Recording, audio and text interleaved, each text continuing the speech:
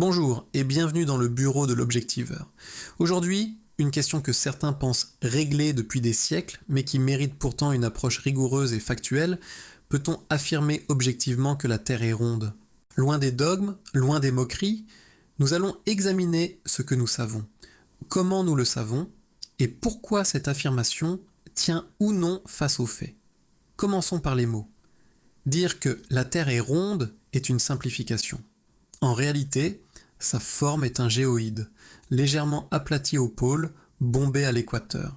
Cela dit, dans le langage courant, ronde s'oppose à plate, et c'est dans ce sens que nous allons l'entendre ici. L'objectivité implique de s'appuyer sur des faits vérifiables, indépendants des croyances ou opinions personnelles. Affirmons-le clairement, l'idée que la Terre est ronde n'est pas une invention moderne.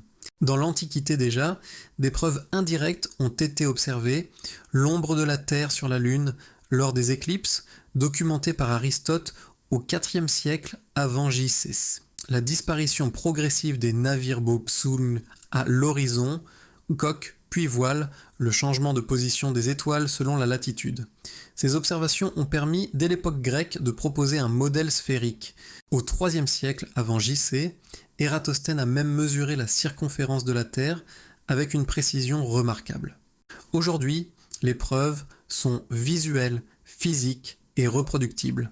Des milliers d'images satellites montrent la courbure de la Terre issue d'agences indépendantes comme la NASA, l'ESA ou le CANES. Les vols spatiaux, humains ou robotiques, documentent une planète sphérique depuis les années 1960.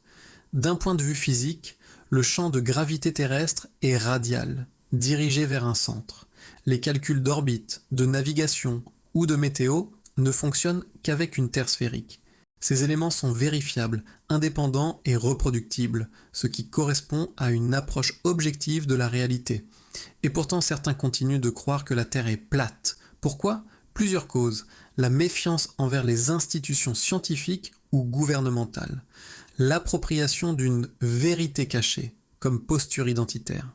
La confusion entre ce qui semble visible et ce qui est démontrable. Le doute méthodique est légitime, mais l'objectivité repose sur la cohérence des preuves, pas sur la perception immédiate ou l'intuition. L'objectiveur ne vous demande pas d'y croire, mais de regarder ce qui tient face aux faits.